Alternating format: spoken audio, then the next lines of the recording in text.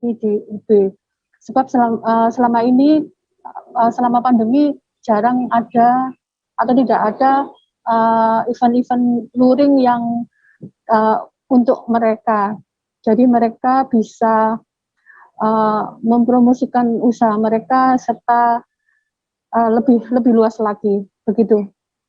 Baik, Tribuners, berikut akan kami tampilkan hasil wawancara rekan Silvi bersama Icna Maulana dan juga Renita Fairiza selaku peserta dari kompetisi kafe kali ini selengkapnya. Alasannya ya kami untuk memajukan, ya mengenalkan Cici Pizza kepada masyarakat, khususnya masyarakat Malang. Kebetulan ini Cici Pizza itu satu-satunya Italian pizza di Kota Malang dan pertama kali Italian pizza frozen di Indonesia yang berkonsep pizza Italia. Jadi kami ada kemasan yang fresh, ada juga yang frozen. Untuk yang frozen kami juga sudah sampai ke luar Jawa. Kami juga mempunyai beberapa reseller, beberapa agen. Jadi itu salah satunya juga kami juga mau ikut ini biar Cici Pizza itu lebih dikenal banyak orang lagi. Oh, ini sih Mbak, kan habis pandemi lama ya, gak ada event-event gitu. Sangat kerasa, maksudnya kerasa atmosfernya. Maksudnya kan dulu kita coffee shop ini memang segmentasinya mahasiswa. Nah, tapi berhubung dulu pandemi, terus sehingga mahasiswanya nggak masuk secara langsung online, akhirnya kan berdampak tuh ke penjualan coffee shop maupun UMKM yang lainnya. Nah, dengan adanya kayak bazar kayak gini, apalagi skalanya nasional, kita ya sangat ini sih dapat manfaat yang positif. Ya itu tadi yang pertama emang selain mengenalkan market, juga yang kedua memang jadi lebih kerasa aja di atmosfernya karena kebetulan coffee shop kami segmentasinya mahasiswa. Beralih ke informasi berikutnya, Tribuners menyambut Hari Raya Natal yang jatuh pada 25 Desember 2021 mendatang. IT Center Manado menghadirkan berbagai acara menarik bagi pengunjung. Rangkaian acara bernama Wonderful Christmas tersebut sudah dimulai sejak Jumat 12 November 2021 pekan lalu di kanopi area lantai dasar IT Center. IT Center Manado juga menghadirkan hiburan bagi para pengunjung mulai dari Christmas dance hingga bagi-bagi hadiah. Untuk mengetahui lebih detailnya, sudah bergabung bersama kami rekan jurnalis dari Tribun Manado, ada Iswara Safitri yang akan menyampaikan informasi lengkapnya. Halo rekan Iswara. Halo Dea.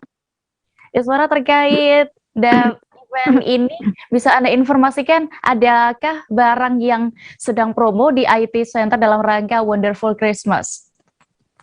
Kalau untuk barang yang diskon sendiri, Dea, di IT Center itu bermacam-macam ya. Meskipun basicnya IT Center ini menjual gadget, tapi ada juga beberapa barang yang yang promo selain gadget, yaitu seperti kacamata, terus kebutuhan pakaian dan sebagainya. Nah, untuk mengetahui untuk pengunjung yang ingin mengetahui apakah tenan-tenan tersebut mengikuti Christmas sale, itu harus menengok ke tenannya masing-masing dan di situ dipasang kayak stiker Christmas sale begitu. Lalu bagaimana untuk pengunjung agar bisa mendapatkan promo Christmas sale ini? Nah, seperti yang tadi saya bilang, pengunjung harus datang langsung ke tenan-tenan dan pastikan bahwa tenan tersebut mengikuti Christmas sale dengan melihat tanda ada semacam stiker di tembok tenan tersebut, atau bisa langsung menanyakan ke bagian informasi di IT Center, seperti itu. Iswara, lalu bisa Anda informasikan apakah ada rangkaian acara lainnya dalam acara Wonderful Christmas 2021 ini? Nah, kalau untuk rangkaian acaranya sendiri berlangsung sejak 12 November 2021 sampai 23 November 2021. Nah, di situ ada berbagai macam hiburan juga selain promo, seperti misal ada perlombaan FIFA, terus ada juga seperti K-pop dance cover competition, dan ada dog festival juga, ada Christmas concert dan lain sebagainya, begitu deh. Baik, terima kasih rekan Iswara untuk laporan Anda dari Manado. Selamat kembali bertugas. Kita menuju Provinsi Banten, Tribuners. Tol Serang Panimbang seksi 1 ruang Serang Rangkas Bitung sudah mulai beroperasi sejak Rabu 17 November 2021 lalu. Pengoperasian ditandai dengan peresmian yang dilakukan oleh Presiden RI Joko Widodo. Namun di tengah beroperasinya tol Serang Panimbang seksi 1 itu, ada 2 sekolah yang terdampak dan hingga kini belum diketahui nasibnya. Detail informasinya akan disampaikan oleh rekan wartawan kami dari Tribun Banten. Ada rekan Desi Purnamasari yang kini sudah bergabung bersama kami. Halo rekan Desi. Iya, halo rekan Dea. Rekan Desi, bisa Anda informasikan 2 sekolah yang terdampak tol ini apa? Mana saja? Iya, baik rekan Dea. Sebelumnya tol Serang Rangkas Bitung yang sudah mulai dioperasikan pada Rabu 17 November 2021 tersebut, namun di tengah operasi tol Serang Panimbang yang telah diresmikan oleh Presiden Joko Widodo, itu terdapat cerita tersendiri bagi 2 dari 4 sekolah yang terdampak pembangunan dari tol tersebut. 2 sekolah itu yakni SD Negeri Impres Cikesal dan SD Negeri Cipete yang berada di Kecamatan Keragilan, yang hingga saat ini masih belum jelas nasibnya bagaimana. Namun dari 4 sekolah tersebut, PT Wika sendiri akan membangun kembali atau merelokasikan sekolah tersebut. Namun hingga kini hanya 2 sekolah yang telah dibangun, yakni SD Negeri Cilayang Guha dan SD Negeri Seba. Dan Kepala Bidang Pembinaan Sekolah Dasar Dinas Pendidikan dan Kebudayaan Kabupaten Serang, Amar Ma'ruf, mengatakan bahwa pihaknya masih terus berkoordinasi dengan pihak pelaksana tol Serang Panimbang agar sekolah yang terdampak tol tersebut segera dapat direlokasikan, begitu Dea. Lalu bagaimana bisa Anda gambarkan kondisi saat ini di 2 sekolah yang terdampak tersebut dan bagaimana untuk PTM-nya? Ia pun Amar Ma'ruf menuturkan bahwa dari 4 sekolah yang terdampak pembangunan Serang Panimbang ini, dari progresnya saat ini yang telah dibangun dari SD Negeri Seba, yaitu sudah berada di 60%, dan untuk SD Cilayang Guha sendiri sudah 100%, sedangkan untuk 2 SD yang masih belum jelas, yaitu SD Negeri Cipete tersebut, hal tersebut lantaran masih mencari lahan untuk sekolah dasar tersebut yang memang lahannya pun strategis untuk dapat dibangun sekolahan yang baru. Sedangkan untuk PTM sendiri masih terus berjalan secara luring masih terus berjalan lantaran sekolah yang lama belum dilakukan penggusuran. Hal tersebut karena belum adanya relokasi untuk sekolah yang baru, dan hal ini pun pihak dari Dinas Pendidikan memastikan bahwa untuk PTM tetap berjalan lancar dan tidak akan terganggu, begitu Dea. Baik, terima kasih rekan Desi untuk laporan Anda langsung dari Serang, Banten. Selamat bertugas kembali. Dari Provinsi Banten, kita beralih ke Jawa Tengah, Tribuners. Kampung yang terletak di Kelurahan Purwosari, Kecamatan Lawean, Kota Surakarta, selalu kebanjiran saat Kota Solo diguyar hujan terus-menerus. Ketinggian genangan air pun bahkan mencapai paha orang dewasa. Wali Kota Gibran, Raka Buming Raka, mengaku belum menemukan solusi untuk mengatasi banjir di Kampung Todipan, Kota Solo. Kabar selengkapnya akan disampaikan rekan wartawan kami dari Tribun Solo. Ada Fristin Intan yang kini sudah terhubung dan dengan informasinya. Halo, rekan Fristin. Halo rekan Dea. Rekan Christine, saya mendapatkan informasi bahwa banjir di Kota Solo ini disebut sebagai siklus tahunan. Bisa Anda jelaskan?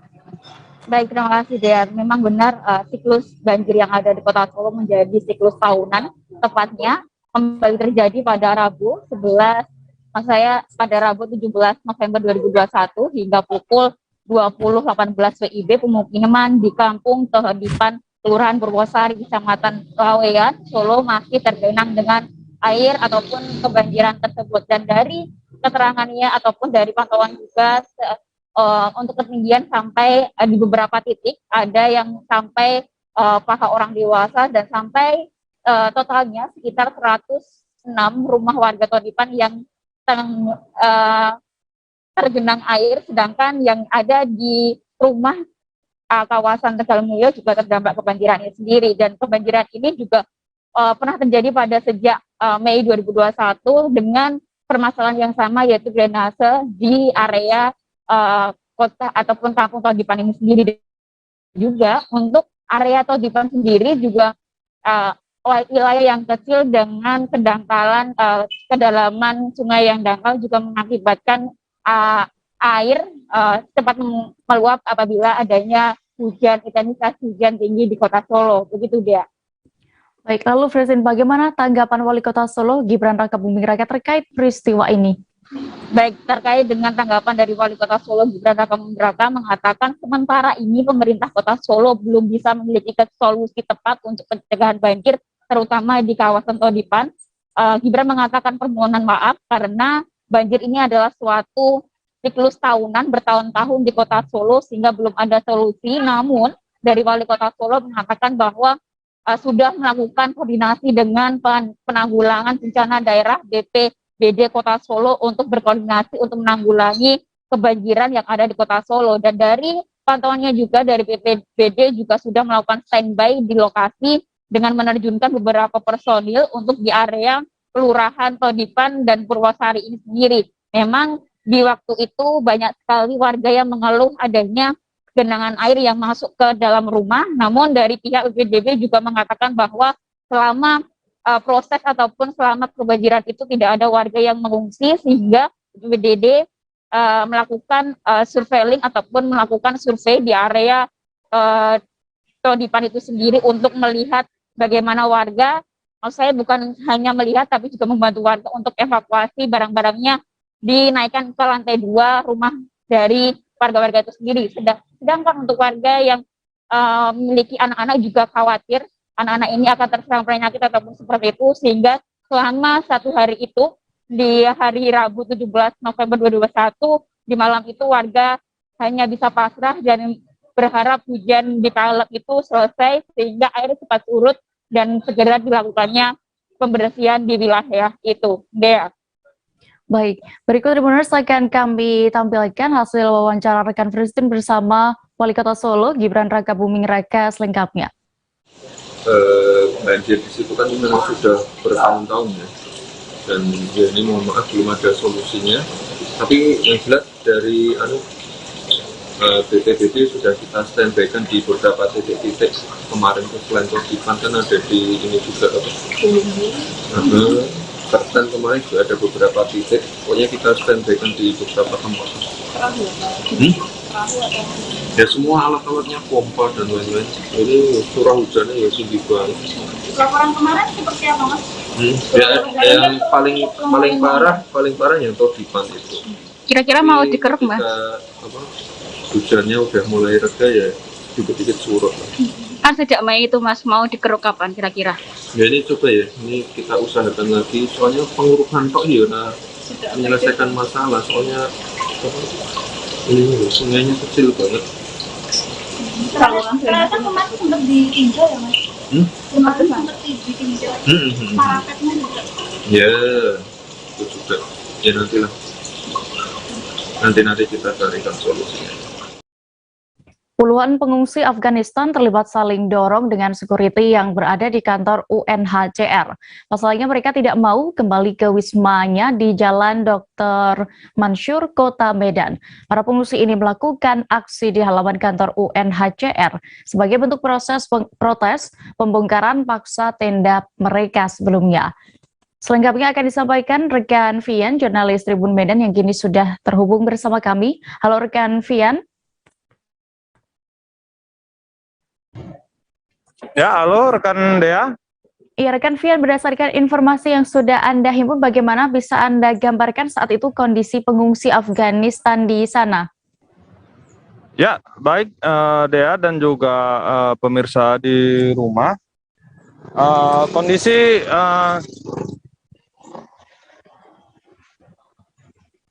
ya, baik rekan Dea.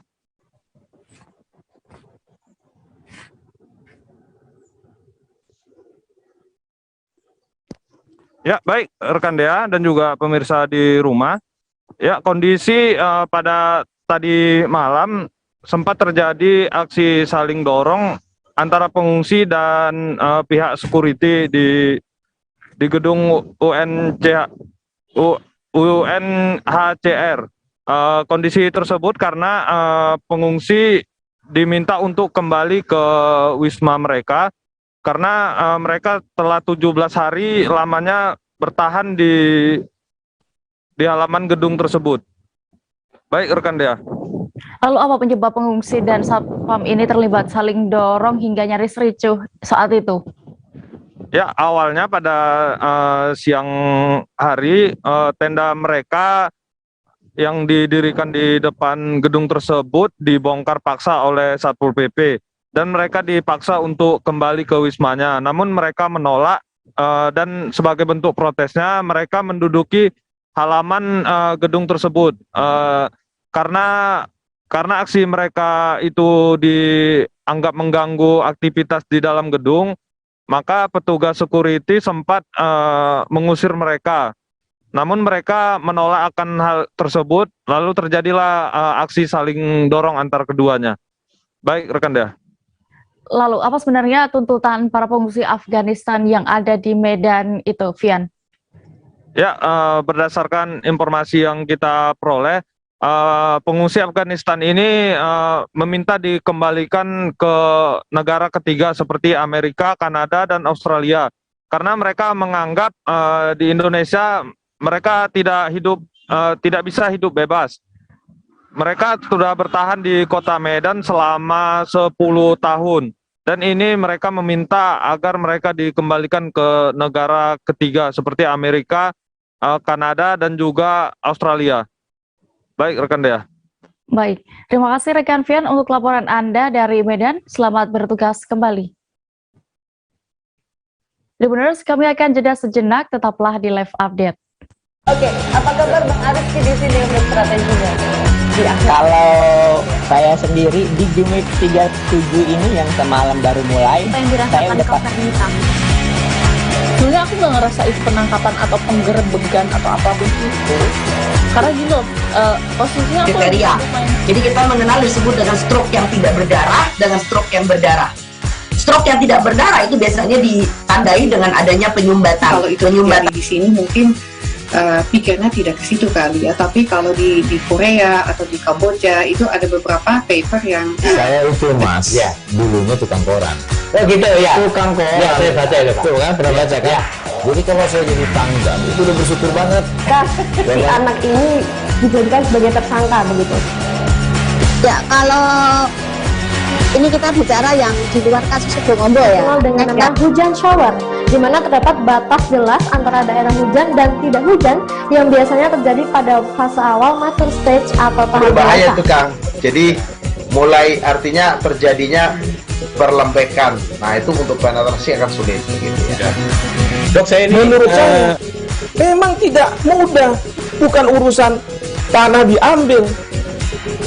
Kalau misalnya Amerika Serikat sekarang, Rasulullah mengatakan di dalam sebuah hadis bahwa berpuasa di 6 hari Syawal itu. Oke, apa kabar Bang Arif di sini untuk strateginya? Kalau saya sendiri di Jumit 37 ini yang semalam baru mulai, saya udah sebenarnya aku nggak ngerasa itu penangkapan atau penggerebegan atau apapun itu, karena gini loh, posisinya aku jadi kita mengenal disebut dengan stroke yang tidak berdarah dengan stroke yang berdarah. Stroke yang tidak berdarah itu biasanya ditandai dengan adanya penyumbatan. Kalau itu terjadi di sini mungkin pikirnya tidak ke situ kali ya, tapi kalau di Korea atau di Kamboja itu ada beberapa paper yang Saya itu Mas, ya dulunya tukang koran. Oh gitu ya. Tukang koran. Ya saya baca ya Pak. Tuh kan pernah baca kan? Ya. Jadi kalau saya jadi tangga itu udah bersyukur banget. Si anak ini dijadikan sebagai tersangka begitu. Ya kalau ini kita bicara yang di luar kasus Situbondo ya. Dikenal dengan nama hujan shower, di mana terdapat batas jelas antara daerah hujan dan tidak hujan yang biasanya terjadi pada fase awal mature stage atau tahap Berbahaya dewasa. itu Kang. Jadi mulai artinya terjadinya perlembekan. Nah itu untuk penetrasi akan sulit gitu ya. Dok, saya ini menurut saya memang tidak mudah, bukan urusan tanah diambil. Kalau misalnya Amerika Serikat sekarang, Rasulullah mengatakan dalam sebuah hadis bahwa berpuasa di 6 hari Syawal itu. Oke, apa kabar Bang Aris di sini untuk strateginya? Kalau saya sendiri di Game Week 37 ini yang semalam baru mulai, saya udah pasti. Sebenarnya aku nggak ngerasain penangkapan atau penggerebegan atau apapun itu, karena gini loh, posisinya aku Kriteria. Jadi kita mengenal disebut dengan stroke yang tidak berdarah dengan stroke yang berdarah. Stroke yang tidak berdarah itu biasanya ditandai dengan adanya penyumbatan. Kalau itu terjadi di sini mungkin pikirnya tidak ke situ kali ya, tapi kalau di Korea atau di Kamboja itu ada beberapa paper yang Saya itu Mas, ya dulunya tukang koran. Oh gitu ya. Tukang koran. Ya saya baca ya Pak. Tuh kan pernah baca kan? Ya. Jadi kalau saya jadi tangga itu udah bersyukur banget. Si anak ini dijadikan sebagai tersangka begitu. Ya kalau ini kita bicara yang di luar kasus Situbondo ya. Dikenal dengan nama hujan shower, di mana terdapat batas jelas antara daerah hujan dan tidak hujan yang biasanya terjadi pada fase awal mature stage atau tahap Berbahaya dewasa. itu Kang. Jadi mulai artinya terjadinya perlembekan. Nah itu untuk penetrasi akan sulit gitu ya. Dok, saya ini menurut saya memang tidak mudah, bukan urusan tanah diambil. Kalau misalnya Amerika Serikat sekarang, Rasulullah mengatakan dalam sebuah hadis bahwa berpuasa di 6 hari Syawal itu. Oke, apa kabar Bang Aris di sini untuk strateginya? Kalau saya sendiri di Game Week 37 ini yang semalam baru mulai, saya udah pasti. Sebenarnya aku nggak ngerasain penangkapan atau penggerebegan atau apapun itu, karena gini loh, posisinya aku Kriteria. Jadi kita mengenal disebut dengan stroke yang tidak berdarah dengan stroke yang berdarah. Stroke yang tidak berdarah itu biasanya ditandai dengan adanya penyumbatan. kalau itu terjadi di sini mungkin pikirnya tidak ke situ kali ya, tapi kalau di Korea atau di Kamboja itu ada beberapa paper yang Saya itu Mas, ya dulunya tukang koran. Oh gitu ya. Tukang koran. Ya saya baca ya Pak. Tuh kan pernah baca kan? Ya. Jadi kalau saya jadi tangga itu udah bersyukur banget. Si anak ini dijadikan sebagai tersangka begitu. Ya kalau ini kita bicara yang di luar kasus Situbondo ya. Dikenal dengan nama hujan shower, di mana terdapat batas jelas antara daerah hujan dan tidak hujan yang biasanya terjadi pada fase awal mature stage atau tahap Berbahaya dewasa. itu Kang. Jadi mulai artinya terjadinya perlembekan. Nah itu untuk penetrasi akan sulit gitu ya. Dok, saya ini menurut saya memang tidak mudah, bukan urusan tanah diambil. Kalau misalnya Amerika Serikat sekarang, Rasulullah mengatakan dalam sebuah hadis bahwa berpuasa di 6 hari Syawal itu. Oke, apa kabar Bang Aris di sini untuk strateginya? Kalau saya sendiri di Game Week 37 ini yang semalam baru mulai, saya udah pasti. Sebenarnya aku nggak ngerasain penangkapan atau penggerebegan atau apapun itu, karena gini loh, posisinya aku Kriteria.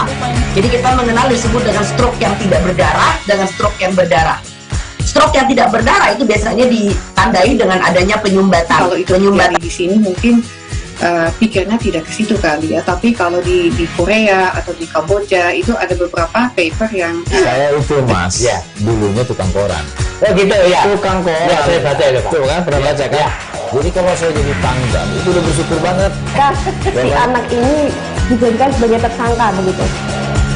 Ya, kalau ini kita bicara yang di luar kasus Sebongombo ya. Dikenal dengan nama hujan shower, di mana terdapat batas jelas antara daerah hujan dan tidak hujan yang biasanya terjadi pada fase awal mature stage atau tahap Berbahaya dewasa. itu Kang. Jadi mulai artinya terjadinya perlembekan. Nah itu untuk penetrasi akan sulit begitu ya. Dok, saya ini menurut saya memang tidak mudah, bukan urusan tanah diambil. Kalau misalnya Amerika Serikat sekarang, Rasulullah mengatakan dalam sebuah hadis bahwa berpuasa di 6 hari Syawal itu. Kembali di live update, kita menuju ke informasi berikutnya, Tribuners. TP warga desa Sukaramai, Kecamatan Tapung Hulu, Kabupaten Kampar Riau, diringkus Balai Penegakan Hukum, Kementerian Lingkungan Hidup dan Kehutanan atau KLHK wilayah Sumatera. Ia ditangkap lantaran membawa 8 kg sisik terenggiling. TP ditangkap di kawasan Jalan Lintas Timur Sumatera, Gemuruh, Tunggal Ulu, Kecamatan Tunggal Ulu, Kabupaten Tanjung Jabung Barat, Jambi. Detail informasinya akan disampaikan oleh rekan Aryo Tondang, wartawan dari Tribun Jambi yang kini sudah bergabung bersama kami. Halo rekan Aryo. Siang, ya. Iya, rekan Aryo, bagaimana bisa Anda informasikan apakah sudah diketahui aksi yang dilakukan oleh pelaku ini sudah berapa kali dilakukan? Baik, terima kasih Dea. Terkait pengungkapan kasus ini sendiri, memang lebih tepatnya tim gabungan KLHK dan Ditreskrim Polda Jambi, tepatnya Dea telah mengamankan 1 orang. Namun hasil penyelidikan sementara Dea bahwasanya ketahui pengakuan pelaku dia baru 1 kali beraksi. Nah, begitu Dea. Namun saat ini dia masih atau pelaku masih dilakukan pemeriksaan secara intensif. Dan saat ini sepenuhnya ditangani oleh PPNS Ditreskrim Polda Jambi, begitu deh. Apa peran dari pelaku ini untuk dalam melancarkan aksinya ini, Aryo? Untuk hasil dari konferensi pers yang dilakukan oleh Ditreskrim Polda Jambi, diketahui pelaku atau tersangka berinisial TP ini berperan hanya sebagai pembeli dan pengantar, begitu. Namun lebih tepatnya pihak kepolisian masih terus mendalami apakah ini masih memiliki jaringan atau kemudian hanya membeli dan secara terputus atau sistem terputus. Ini masih dalam penyelidikan lebih jauh oleh pihak kepolisian. Begitu deh. Lalu untuk modus pelaku ini bagaimana bisa Anda informasikan? Untuk modusnya sendiri seperti diungkapkan beberapa waktu lalu, di mana yang bersangkutan mengemas sedemikian rupa 8 kg sisik terenggiling ini di dalam sebuah kardus, namun kemudian ditutup menggunakan lakban warna kuning, sehingga memang seolah-olah itu adalah paket yang bukan dari bagian satwa yang dilindungi, begitu deh. Ini diamankan dari sebuah mobil, kalau informasinya deh, begitu. Baik, terima kasih rekan Aryo Tondang untuk laporan Anda dari Jambi. Selamat bertugas kembali. Kita beralih ke Kepulauan Riau. Badan Narkotika Nasional Provinsi atau BNPP Kepri memusnahkan narkotika golongan 1 sabu. Narkotika seberat 1.947 gram itu diamankan dari 2 tersangka. Barang bukti sabu langsung dimusnahkan dengan cara dimasukkan ke dalam mobil insinerator pemusnah narkotika di halaman BNNP Kepri Nongsa. Untuk mengetahui lebih detailnya sudah bergabung bersama kami rekan jurnalis dari Tribun Batam, ada Beres Lumban Tobing yang akan menyampaikan informasi lengkapnya. Halo rekan Beres. Ya, halo rekan Dea. Iya rekan Beres, bisa Anda informasikan terkait kegiatan memusnahkan sabu ini? Baik, Tribuner. Jadi Badan Narkotika Nasional Provinsi Kepulauan Riau kembali melakukan pemusnahan sejumlah barang bukti narkotika jenis sabu. Nah, narkotika jenis sabu ataupun golongan 1 narkotika ini diamankan dari 2 tersangka Tersangka pertama itu di TKP Bandara Hang Nadim dari salah seorang calon penumpang terdeteksi oleh tim Aptek beberapa pekan lalu. Nah, dari tersangka diamankan ataupun barang bukti disimpan di dalam dubur ataupun anus tersangka begitu. Nah, untuk TKP kedua diamankan dari pelabuhan Tapekong Kabupaten Bintan ataupun pelabuhan Teluk Sebong seperti itu. Nah, dari dua tersangka ini adapun jumlah barang bukti kurang lebih 2 kilo seperti itu. Nah, kemudian dilakukan pemusnahan oleh BNN Badan Narkotika Nasional Provinsi Kepri dengan dimasukkan ke dalam mesin ingenerator. Demikian. Beras, lalu bagaimana untuk proses hukum dari pelaku ini? Apakah sudah ada jeratan pasal yang dijatuhkan kepada mereka? Ya, baik, berdasarkan konferensi pers yang dilangsungkan oleh BNNP Provinsi Kepri, bahwa dua tersangka ini dijerat dengan hukuman mati ataupun pidana penjara seumur hidup. Ya, baik, terima kasih rekan Beres, dan berikut Tribuners akan kami tampilkan hasil keterangan yang berhasil didapatkan oleh rekan jurnalis kami dari Kabid Pemberantasan BNN Provinsi Kepri, Kombes Pol Heru Yulianto selengkapnya. Yang mana pada hari ini kita lakukan pemusnahan 2 LKN, yang satu dari Hang Nadim, TKP Hang Nadim, satu dari TKP di Bintan. Dan dari pengungkapan itu kita bisa amankan 2 orang tersangka. Pak, terkait tren peredaran narkoba sepanjang 2021 ini, seperti apa di saat ini? Peredaran narkoba itu tidak pernah berhenti pada prinsipnya, walaupun dalam kondisi pandemi mereka menunggu kelemahan atau kelengahan kita sebagai petugas. Nah, itulah kesempatan mereka. Dengan kondisi pandemi, mereka justru meningkatkan kegiatannya dengan berbagai macam cara yang sebagaimana kita ketahui, ada yang dimasukkan ke dalam tubuhnya melalui dubur, ya, ada yang dikamuflasekan dengan kemasan sebagai teh Cina dan sebagainya. Ya, pada prinsipnya mereka yang membawa. Yang di Bintan itu barang buktinya sekitar 2 kg sabu yang dikemas di dalam kemasan teh Cina, ya. Nah, dari informasi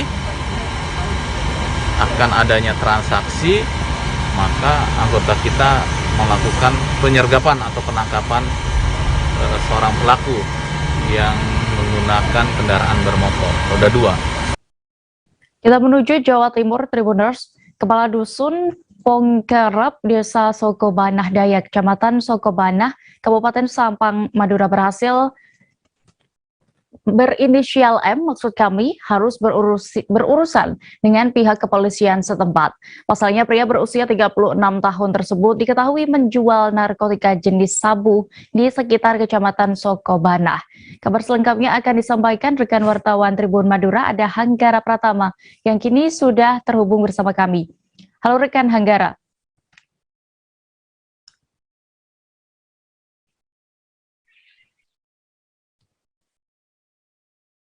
Halo rekan Dea. Iya, rekan Hanggara, bisa Anda informasikan seperti apa untuk kronologi penangkapan terhadap pelaku ini? Ya, terima kasih. Jadi penangkapan terhadap tersangka inisial M yang tidak lain adalah Dusun Pongkerep, Desa Sokobanah Daya, Kecamatan Sokobanah, Kabupaten Sampang ini bermula atau berawal dari informasi dari warga bahwa yang bersangkutan ini telah menjual sebuah sabu-sabu di wilayah Kecamatan Sokobanah. Sehingga pada saat itu juga pihak kepolisian setempat, Polsek Sokobanah, melakukan penyelidikan, dan pada hari itu juga pihak beberapa anggota langsung melakukan kunjungan ke rumah atau ke kediaman M. Ternyata M sedang berada di rumah dan pihak kepolisian terpaksa untuk melakukan penggeledahan, dan ternyata sebuah sabu-sabu seberat 0,32 gram ditemukan di lemari tersangka, sehingga penangkapan pada saat itu langsung dilakukan. Dan setelah itu baru petugas atau aparat menggiring M ke Mapolsek Sokobana. Demikian. Selain sabu-sabu itu, apakah ada barang bukti lain yang diamankan, Hanggara? Ya, di lemari itu juga ditemukan barang bukti lainnya, berupa 1 buah plastik klip besar yang masih ada sisa sabu, 2 buah plastik klip kecil yang masih ada sisa sabu, dan 11 buah plastik klip kecil kosong. Kemudian 1 buah handphone Nokia, kemudian HP Samsung dan Vivo yang biasa digunakan oleh M untuk berkomunikasi dengan para pelanggannya, seperti itu. Agar apakah terkait kasus ini, penyalahgunaan narkoba ini terhadap pelaku, sudah ada ancaman hukuman yang dilayangkan oleh pihak kepolisian? Siap, setelah dikonfirmasi bahwa tersangka disangkakan pasal 114 ayat 1 subsider pasal 112 ayat 1 Undang-Undang RI nomor 35 tahun 2009 tentang narkotika. Dan tersangka terancam hukuman pidana minimal 5 tahun dan maksimal 20 tahun kurungan penjara. Demikian. Baik, terima kasih rekan Hanggara untuk informasi Anda langsung dari Sabang, Madura. Selamat bertugas kembali. Kabar berikutnya masih datang dari Jawa Timur, Tribuners. Seorang kurir jasa pengiriman tabung gas LPG asal Lamongan nekat mencuri di sebuah gudang penyimpanan tabung LPG tepatnya di tempatnya bekerja. Pelaku diketahui bernama Rusdi Hermawan, berusia 33 tahun. Ia nekat mencuri 46 tabung LPG berukuran 3 kg. Selengkapnya akan disampaikan jurnalis Tribun Jatim, ada rekan Luhur Pambudi yang kini sudah bergabung bersama kami. Halo rekan Luhur. Ya, Dea. Halo. Ya, rekan Luhur, silakan dengan informasi yang sudah Anda himpun. Bagaimana awalnya bisa Anda ceritakan kasus ini bisa dibongkar oleh pihak kepolisian? Oke, awal mula keberhasilan dari pihak kepolisian untuk mengungkap ini berawal dari sebuah laporan ya dari pihak pengusaha atau si pemilik gerai distribusi tabung LPG 3 kg di sebuah gudangnya terdapat suatu insiden dugaan pencurian. Karena didapati oleh pihak korban pintu gudang di Jalan Hercules nomor 25 Sukomanunggal Surabaya itu didapati dalam keadaan terbuka pada pagi hari, dan kemudian terdapat beberapa tabung gas LPG dalam keadaan kosong ataupun dalam keadaan berisi gas itu beberapa diantaranya raib, dan terdapat juga tabung-tabung LPG yang berserakan di bagian depan.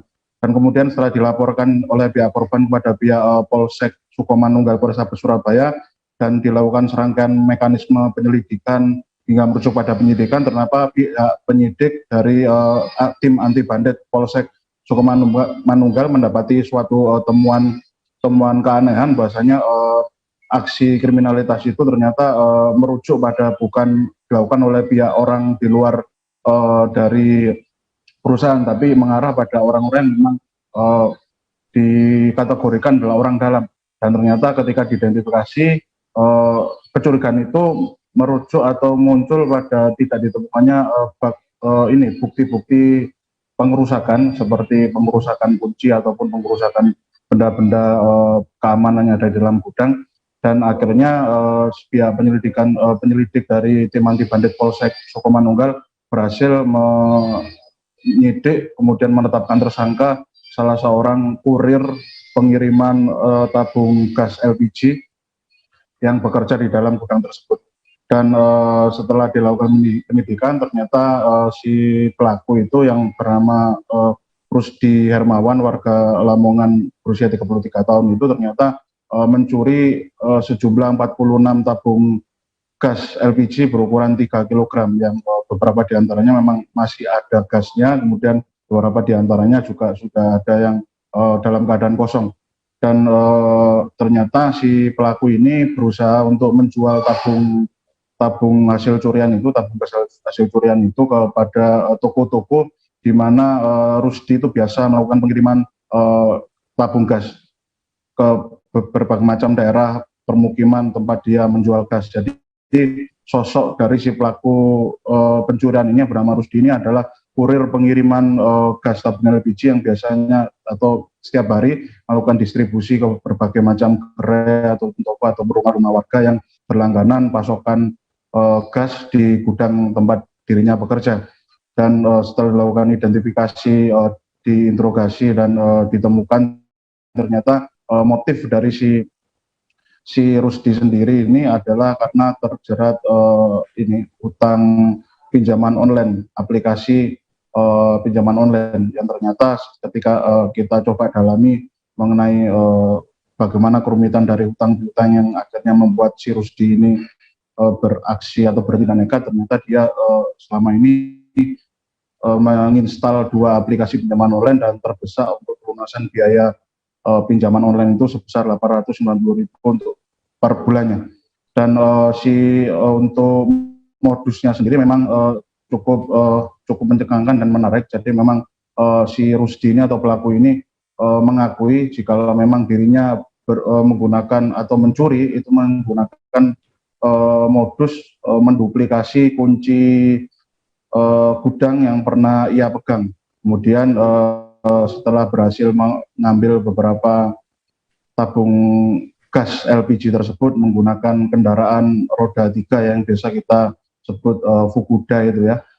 Kemudian si Rusdi berpikir untuk merekayasa dugaan aksi pencurian yang dilakukan oleh orang lain tidak dikenal, sehingga Rusdi membuat semacam rekonstruksi palsu dengan membiarkan beberapa tabung gas LPG itu berserakan di depan pintu gudang yang dalam keadaan terbuka, sehingga merujuk bahasanya aksi pencurian tersebut adalah dilakukan oleh orang yang tidak berada di dalam atau bukan orang di dalam perusahaan atau tempat gudang tersebut. Tapi segala bentuk aksi atau siasat yang dilakukan oleh Rusdi ini ternyata mampu diindus oleh pihak kepolisian. Dan itu tadi hasilnya ternyata si Rusdi ini terjerat nekat melakukan aksi itu karena terjerat pinjaman online tersebut. Dan ketika dilakukan proses penjualan atau si Rusdi ini menjual ke masyarakat, ia mematok seharga hampir kisaran 200.000 untuk satu tabung gas LPG yang berukuran 3 kg tersebut. Semacam itu deh ulasan secara lengkapnya. Ya, baik. Terima kasih rekan Luhur, dan berikut Tribuners akan kami tampilkan wawancara jurnalis kami bersama Kompol Esti Setija Utami selaku Kapolsek Sukomanunggal Polrestabes Surabaya dan juga Rusdi Hermawan sebagai pelaku. Selengkapnya. Dengan modus menggandakan kunci gudang tersebut sehingga pada saat dia ada kesempatan dia masuk gudang tersebut dengan mudah dengan menggunakan kunci yang dia gandakan tersebut. Dia itu adalah freelance, ya.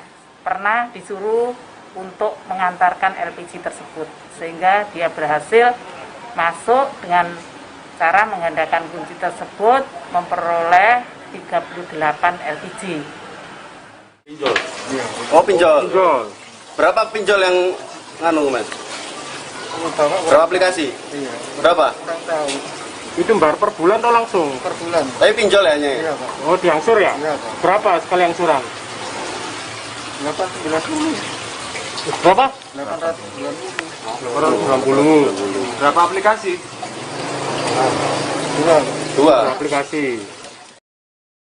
Dari Jawa Timur kita menuju Provinsi Lampung, Tribuners. Puluhan pedagang di Pasar Bambu Kuning, Kota Bandar Lampung berhasil bertahan dari eksekusi penataan pasar pada hari kedua, ini Rabu 19 November 2021 kemarin.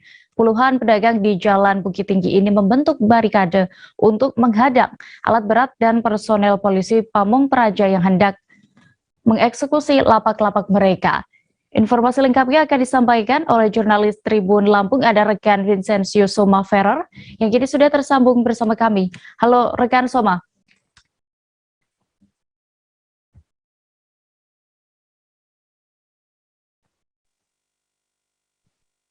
Iya, halo, selamat siang. Ya, Soma, bagaimana berdasarkan pantauan Anda bisa Anda gambarkan terkait rencana eksekusi lapak-lapak pedagang untuk direlokasi ke lantai 2 dan 3 pasar Bumbu Kuning tersebut? Ya, penataan PKL Pasar Bambu Kuning Bandar Lampung memang sejatinya dilakukan mulai dari awal pekan ini, di mana untuk khusus di Jalan Bambu Kuning merupakan di bagian belakang Pasar Bambu Kuning. Itu sesuai jadwal memang dieksekusi pada hari Rabu kemarin, di mana hari Rabu kemarin sejumlah pedagang membuat barikade manusia untuk menghalau jalannya eksekusi lapak-lapak PKL di Pasar Bambu Kuning. Akibat dari itu, pemerintah setempat memutuskan untuk menunda eksekusi lapak tersebut dan dijadwalkan kembali pada kemarin Kamis. Namun sayangnya setiap dari pedagang juga melakukan hal yang sama, sehingga hingga saat ini lapak-lapak yang rencananya direlokasi masih berdiri tegak di area pasar. Lalu bagaimana reaksi dari pihak terkait atas gagalnya eksekusi lapak-lapak pedagang pada hari kedua? Iya, dari pemerintah sendiri memang tegas untuk menjadwalkan penataan PKL, mengingat lokasi mereka yang berada di jalur trotoar pasar tersebut, di mana di bawah jalur trotoar tersebut merupakan aliran drainase. Lalu kemudian untuk menjaga kondisivitas, pemerintah kota menjadwalkan penataan yang dimungkinkan masih dalam waktu dekat untuk diagendakan. Seperti itu dia. Baik, berarti belum ada rencana lagi kelanjutannya untuk kapan eksekusi lapak-lapak itu dilakukan kembali, Soma? Saat ini pemerintah setempat masih menunggu bagaimana kondisivitas lokasi atau TKP, di mana nanti setelah dinilai kondusif, pemerintah setempat akan kembali menjadwalkan eksekusi dari setiap lapak-lapak yang ada. Ya, baik, terima kasih rekan Soma untuk laporan Anda dari Lampung. Selamat bertugas kembali. Tribuners, kami masih akan kembali dengan informasi pilihan lainnya. Tetaplah di Live Update. Oke, apa kabar Bang Arief di sini untuk strateginya? Kalau saya sendiri di Game Week 37 ini yang semalam baru mulai, saya udah pasti. Sebenarnya aku nggak ngerasa itu penangkapan atau penggerebegan atau apapun itu, karena gini loh, posisinya aku kriteria. Jadi kita mengenal disebut dengan stroke yang tidak berdarah dengan stroke yang berdarah.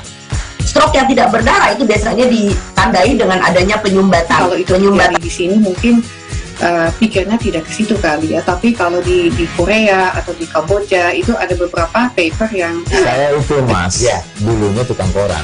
Oh gitu ya, tukang koran. Ya saya baca ya, tuh kan pernah baca kan. Jadi kalau saya jadi pangdam itu udah bersyukur banget. Si anak ini dijadikan sebagai tersangka begitu. Ya kalau ini kita bicara yang di luar kasus Sebongombo ya. Dengan nama hujan shower, di mana terdapat batas jelas antara daerah hujan dan tidak hujan yang biasanya terjadi pada fase awal mature stage atau tahap berbahaya itu Kang. Jadi mulai artinya terjadinya perlembekan. Nah itu untuk penetrasi akan sulit begitu ya. Dok, saya ini menurut saya memang tidak mudah, bukan urusan tanah diambil. Kalau misalnya Amerika Serikat sekarang, Rasulullah mengatakan dalam sebuah hadis bahwa berpuasa di 6 hari Syawal itu. Oke, apa kabar Bang Arief di sini untuk strateginya? Kalau saya sendiri di Game Week 37 ini yang semalam baru mulai, saya udah pasti. Sebenarnya aku nggak ngerasa itu penangkapan atau penggerebegan atau apapun itu, karena gini loh, posisinya aku kriteria. Jadi kita mengenal disebut dengan stroke yang tidak berdarah dengan stroke yang berdarah. Stroke yang tidak berdarah itu biasanya ditandai dengan adanya penyumbatan. Kalau itu penyumbatan di sini mungkin pikirnya tidak ke situ kali ya, tapi kalau di Korea atau di Kamboja itu ada beberapa paper yang saya itu mas, ya dulunya tukang koran. Oh gitu ya, tukang koran. Ya saya baca ya, tuh kan pernah baca kan. Jadi kalau saya jadi pangdam itu udah bersyukur banget. Si anak ini dijadikan sebagai tersangka begitu. Ya, kalau ini kita bicara yang di luar kasus Sebongombo ya. Dengan nama hujan shower, di mana terdapat batas jelas antara daerah hujan dan tidak hujan yang biasanya terjadi pada fase awal mature stage atau tahap Berbahaya dewasa. itu Kang. Jadi mulai artinya terjadinya perlembekan. Nah itu untuk penetrasi akan sulit gitu ya. Dok, saya ini menurut saya memang tidak mudah, bukan urusan tanah diambil. Kalau misalnya Amerika Serikat sekarang, Rasulullah mengatakan dalam sebuah hadis bahwa berpuasa di 6 hari Syawal itu. Oke, apa kabar Bang Ariski di sini untuk strateginya? Kalau saya sendiri di Game Week 37 ini yang semalam baru mulai, saya udah Sebenarnya aku nggak ngerasa itu penangkapan atau penggerebegan atau apapun itu, karena gini loh, posisinya aku kriteria. Jadi kita mengenal disebut dengan stroke yang tidak berdarah dengan stroke yang berdarah. Stroke yang tidak berdarah itu biasanya ditandai dengan adanya penyumbatan. Kalau itu terjadi di sini mungkin pikirnya tidak ke situ kali ya, tapi kalau di Korea atau di Kamboja itu ada beberapa paper yang Saya itu Mas, ya dulunya tukang koran. Oh gitu ya. Tukang koran. Ya saya baca itu Pak. Tuh kan pernah baca kan? Jadi kalau saya jadi tanggal itu udah bersyukur banget. Si anak ini dijadikan sebagai tersangka begitu. Ya, kalau ini kita bicara yang di luar kasus Sebongombo ya. Dengan nama hujan shower, di mana terdapat batas jelas antara daerah hujan dan tidak hujan yang biasanya terjadi pada fase awal mature stage atau tahap Berbahaya dewasa. itu Kang. Jadi mulai artinya terjadinya perlembekan. Nah itu untuk penetrasi akan sulit gitu ya. Dok, saya ini menurut saya memang tidak mudah, bukan urusan tanah diambil. Kalau misalnya Amerika Serikat sekarang, Rasulullah mengatakan dalam sebuah hadis bahwa berpuasa di 6 hari Syawal itu. Oke, apa kabar Bang Ariski di sini untuk strateginya? Kalau saya sendiri di Game Week 37 ini yang semalam baru mulai, saya udah Sebenarnya aku nggak ngerasa itu penangkapan atau penggerebegan atau apapun itu, karena gini loh, posisinya aku kriteria. Jadi kita mengenal disebut dengan stroke yang tidak berdarah dengan stroke yang berdarah. Stroke yang tidak berdarah itu biasanya ditandai dengan adanya penyumbatan. kalau itu terjadi di sini mungkin pikirnya tidak ke situ kali ya, tapi kalau di Korea atau di Kamboja itu ada beberapa paper yang Saya itu Mas, ya dulunya tukang koran. Oh gitu ya. Tukang koran. Ya saya baca itu Pak. Tuh kan pernah baca kan? Jadi kalau saya jadi tanggal itu udah bersyukur banget. Si anak ini dijadikan sebagai tersangka begitu. Ya, kalau ini kita bicara yang di luar kasus Sebongombo ya. Dengan nama hujan shower, di mana terdapat batas jelas antara daerah hujan dan tidak hujan yang biasanya terjadi pada fase awal mature stage atau tahap Berbahaya dewasa. itu Kang. Jadi mulai artinya terjadinya perlembekan. Nah itu untuk penetrasi akan sulit gitu ya. Dok, saya ini menurut saya memang tidak mudah, bukan urusan tanah diambil. Kalau misalnya Amerika Serikat sekarang, Rasulullah mengatakan dalam sebuah hadis bahwa berpuasa di 6 hari Syawal itu. Terima kasih Anda masih setia menyaksikan live update Tribuners. Kita menuju ke kabar berikutnya. Dekan FISIP Universitas Riau, Syafri Harto, ditetapkan sebagai tersangka kasus dugaan pelecehan seksual oleh penyidik Direktorat Reserse Kriminal Umum Polda Riau. Penetapan tersangka terhadap Syafri Harto oleh penyidik ini dilakukan setelah dilaksanakannya gelar perkara pada Rabu 17 November 2021. Terkait hal ini, Rektor UNRI, Aras Mulyadi ikut diperiksa sebagai saksi oleh penyidik. Informasi lengkapnya akan disampaikan rekan Rizky Armanda, jurnalis Tribun Pekanbaru yang kini sudah bergabung bersama kami. Halo rekan Rizky.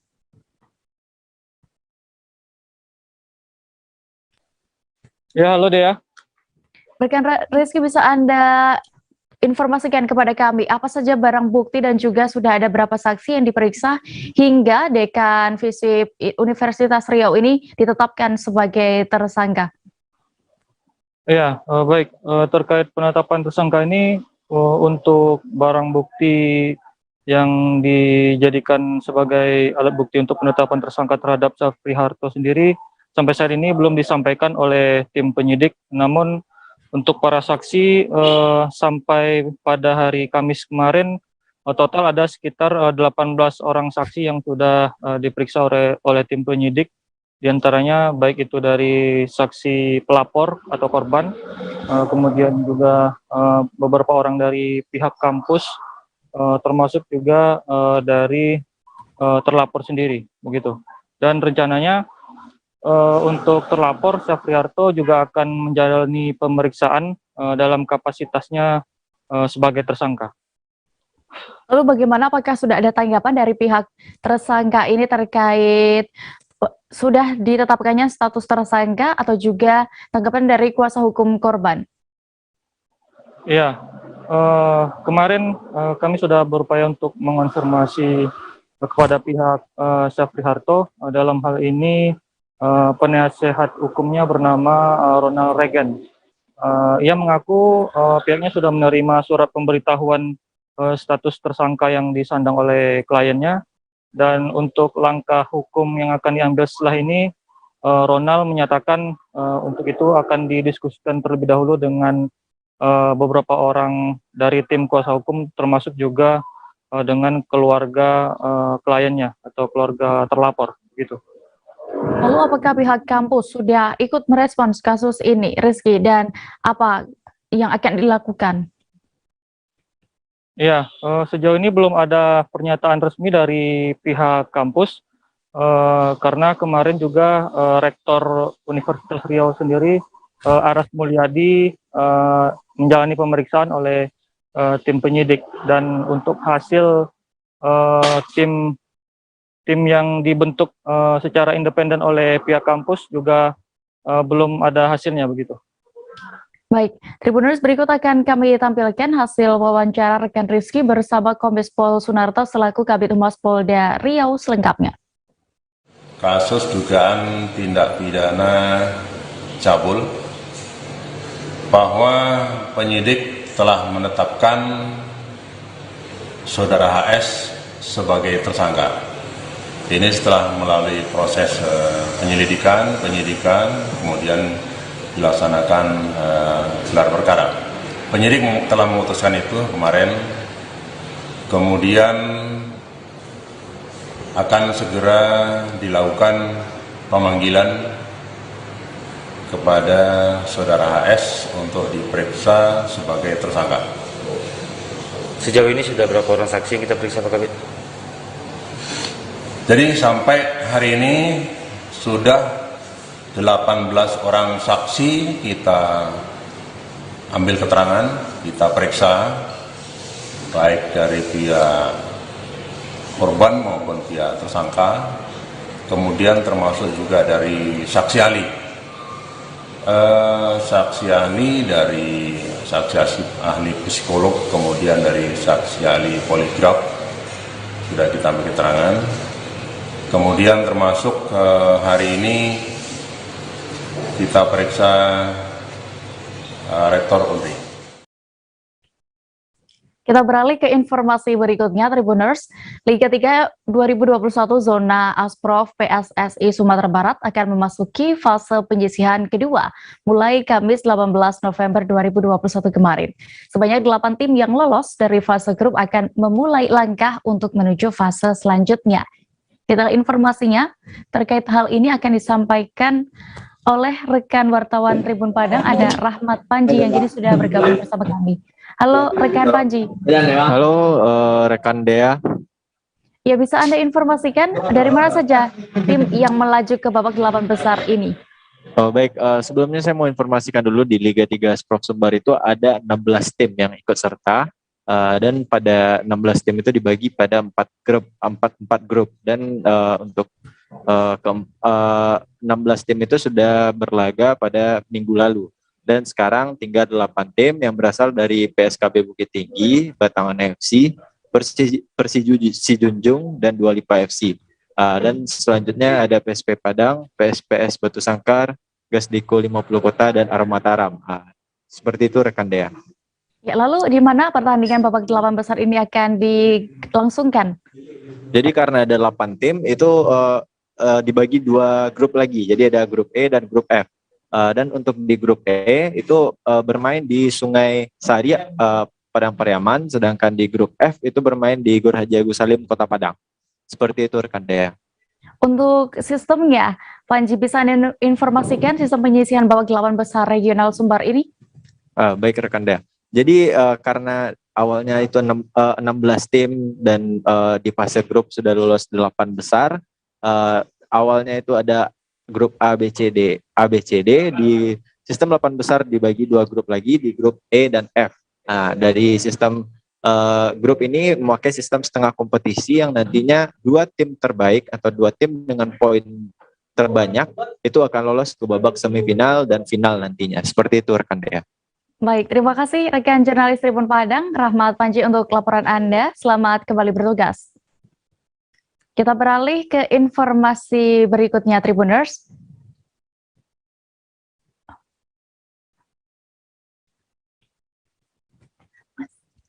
Naskah.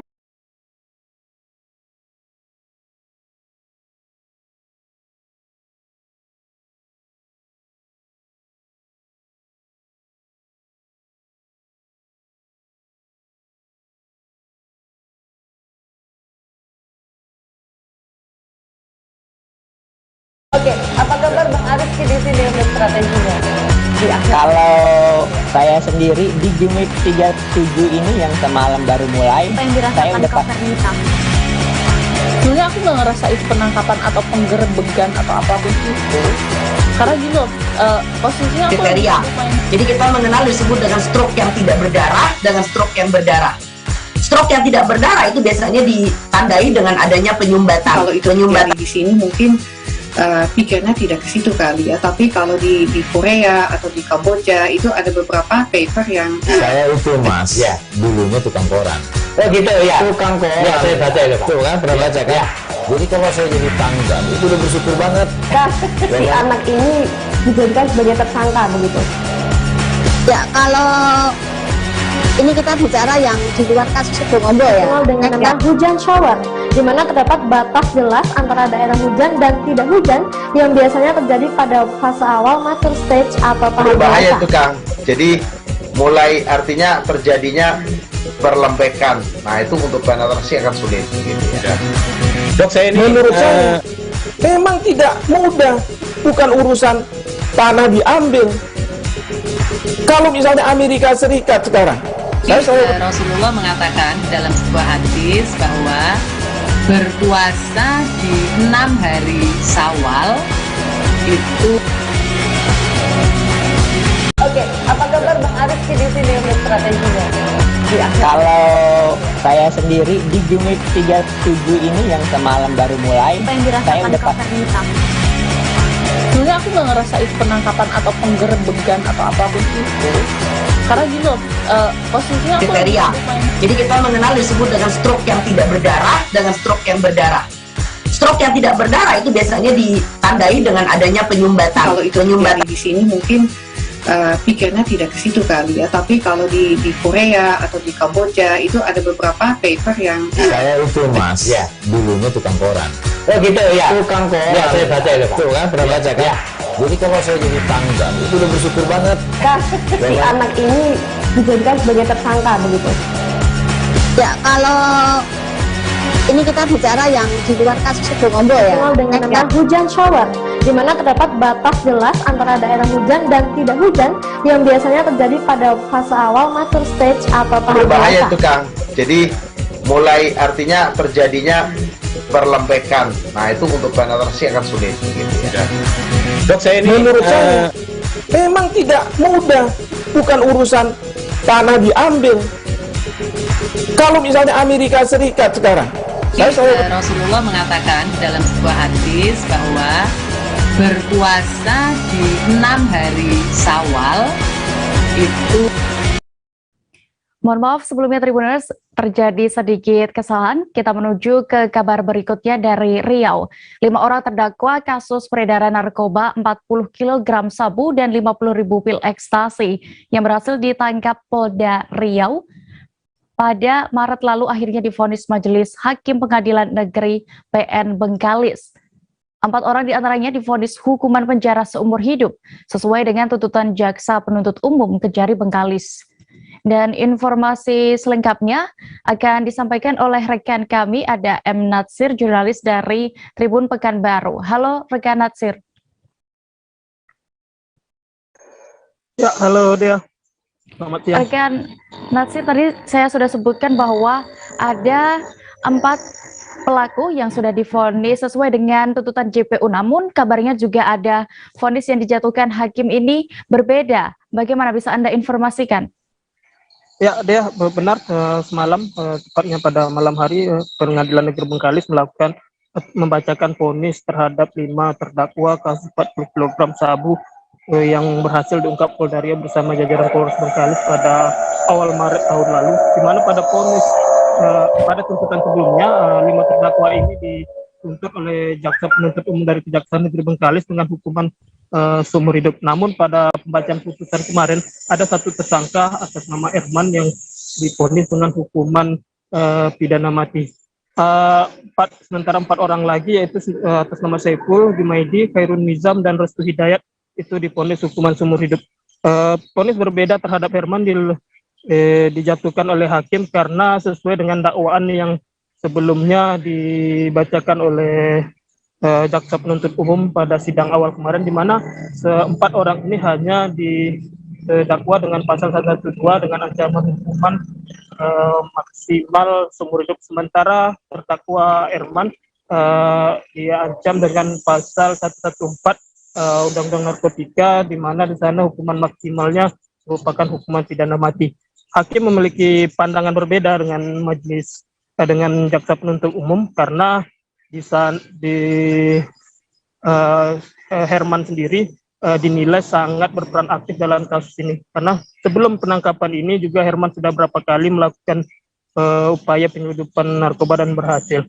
Dan saat penangkapan juga Herman sempat melakukan perlawanan, sempat dilumpuhkan oleh tim Polda Riau saat penangkapan karena tidak kooperatif, dan berbagai rangkaian yang sudah pernah dilakukan oleh Herman menjadi pertimbangan tersendiri bagi hakim untuk menjatuhkan vonis hukuman yang lebih tinggi dibandingkan 4 rekannya lainnya. Begitu ya.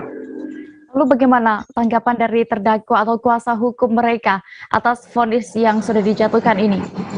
Ya, pada saat pelaksanaan sidang kemarin, mereka baik itu Jaksa Penuntut Umum maupun dari para terdakwa dan kuasa hukumnya diberikan kesempatan untuk berpikir-pikir selama 1 pekan ini apakah akan melakukan banding atau kasasi terhadap putusan yang telah dijatuhkan Majelis Hakim Pengadilan Negeri Bengkalis ini. Begitu deh.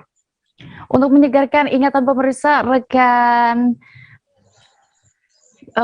bisa Anda informasikan awal kasus narkoba ini diungkap?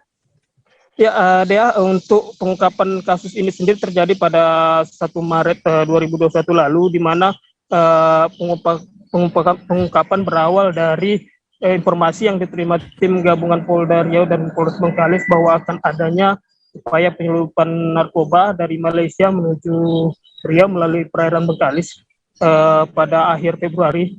Kemudian tim gabungan melakukan pengembangan saat itu dan selama 4 hari melakukan penyidikan terkait informasi ini. Akhirnya tim Polda dan Polres Bengkalis berhasil menangkap mereka 5 orang ini di daerah Desa Tenggayun, Kecamatan Bandar Laksamana, Kabupaten Bengkalis, di mana saat itu di awal penangkapan awal ditangkap 4 orang, yaitu Saiful, Jumaidi,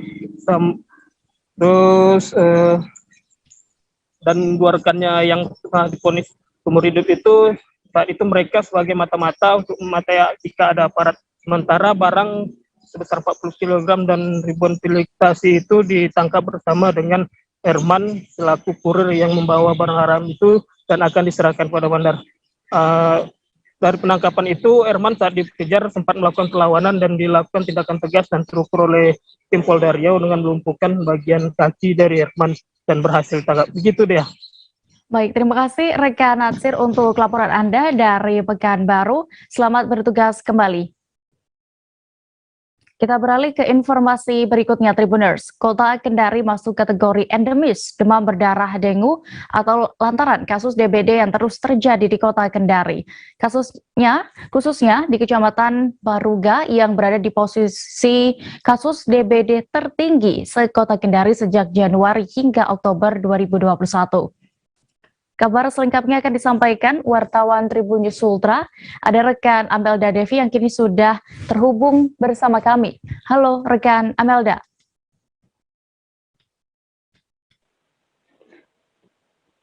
Ya, halo Dea. Amel, silakan dengan informasi yang sudah Anda himpun, bisa Anda informasikan berapa jumlah kasus DBD di Kota Kendari? Apakah ada korban meninggal dunia sejauh ini? Ya, baik Dea.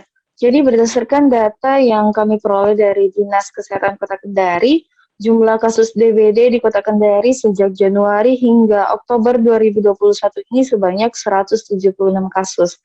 Ya, dari beberapa kecamatan yang paling tinggi itu adalah Kecamatan Baruga, yakni sebanyak 43 kasus. Kemudian sementara kecamatan yang paling rendah adalah Kecamatan Nambo, yakni 2 kasus. Ya, untuk sementara kasus meninggal dia di Kota Kendari akibat kasus DBD ini sebanyak 3 orang. Namun 3 orang tersebut berdasarkan data terakhir di bulan April sebanyak 2 orang yang meninggal dunia. Seperti itu dia. Lalu apa penyebab Kota Kendari ini hingga berstatus endemis DBD?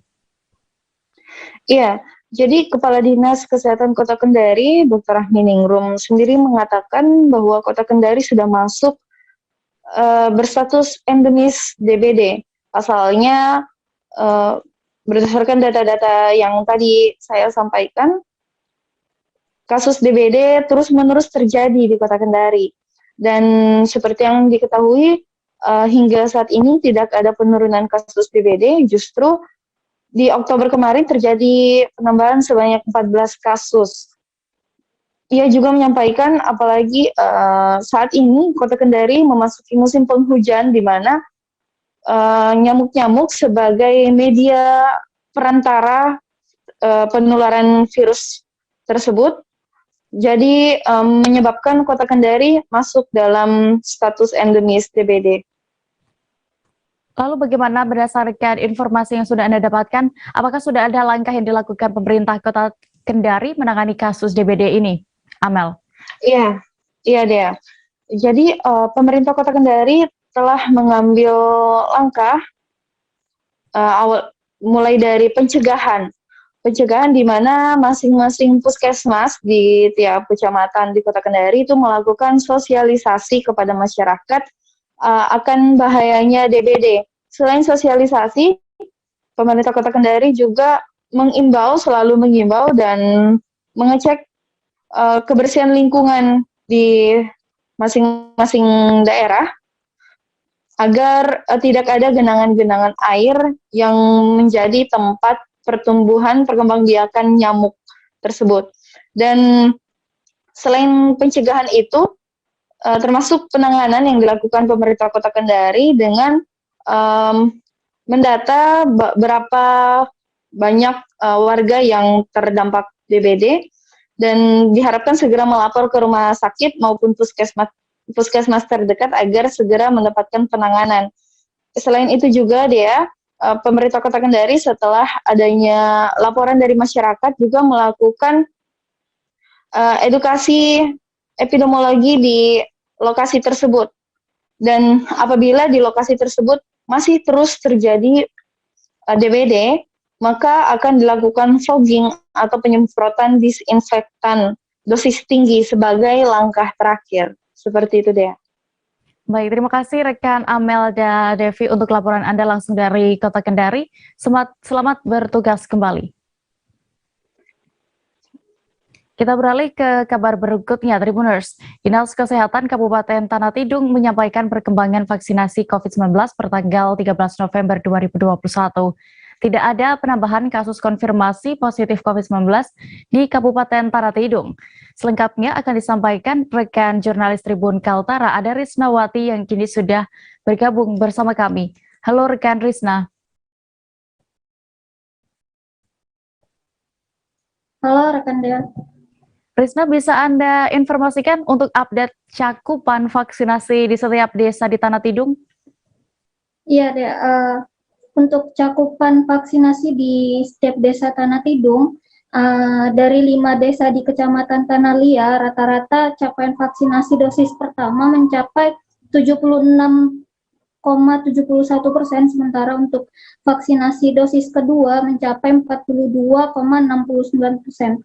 Kemudian untuk di Kecamatan Murukrian mencapai untuk vaksinasi dosis pertama mencapai 75,34%, sedangkan untuk vaksinasi dosis kedua mencapai 58,2%. Kemudian untuk di Kecamatan Sesayap Hilir, Dea, untuk vaksinasi dosis pertama mencapai 75,67%, kemudian untuk dosis kedua mencapai 62,18%.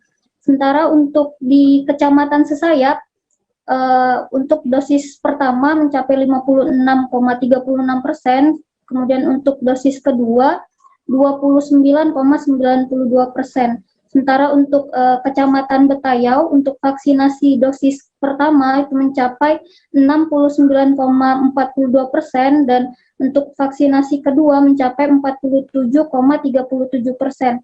Sementara untuk di 5 kecamatan ini, salah satu kecamatan yang tingkat vaksinasinya tertinggi itu ada di Kecamatan Sesayap Hilir, Dea, yang mana mencapai yang tadi saya sampaikan itu untuk vaksinasi pertama mencapai 75,67%, untuk vaksinasi kedua 62,18%, seperti itu, Dea. Baik, Risna, lalu bagaimana untuk capaian target yang masih perlu dikejar oleh Pemkab Tanah Tidung, mengingat juga ini sudah akhir tahun? Ya, untuk vaksinasi di Kabupaten Tanah Tidung sendiri, untuk vaksinasi pertama, Dea, perlu saya sampaikan sudah mencapai 64,60%, artinya ini sudah mendekati capaian target 70%. Kemudian untuk vaksinasi kedua sendiri ini masih jauh dari target, ya, yang mana masih mencapai 39,85%, artinya masih butuh 2 kali lipat dari vaksinasi dosis kedua untuk perlu dicapai oleh Kabupaten Tanah Tidung, atau setidaknya butuh sekitar 31% lagi vaksinasi dosis lengkap untuk mencapai target 70%, seperti itu, ya. Kemudian juga untuk mencapai target tersebut, Bupati Tanah Tidung sekaligus Ketua Satgas COVID Tanah Tidung juga mendorong pihaknya untuk melakukan peningkatan vaksinasi dosis vaksinasi COVID-19 di Kabupaten Tanah Tidung. Salah satu caranya dengan vaksinasi door to door, seperti itu, Dea. Baik, terima kasih rekan jurnalis Tribun Kaltara, Risnawati, untuk laporan Anda langsung dari Tanah Tidung. Selamat bertugas kembali. Tribuners, informasi tadi sekaligus menutup perjumpaan kita dalam live update siang ini. Dan lantaran masih di tengah pandemi, kami tak lalahnya kembali mengingatkan kepada Anda untuk selalu menerapkan protokol kesehatan dimanapun berada. Dan jangan lupa juga Tribuners, saksikan live update selanjutnya pukul 4 sore di seluruh kanal YouTube Tribun Network. Saya Diamita beserta kru yang bertugas pamit. Terima kasih dan sampai jumpa. Jangan lupa like, subscribe, dan share ya!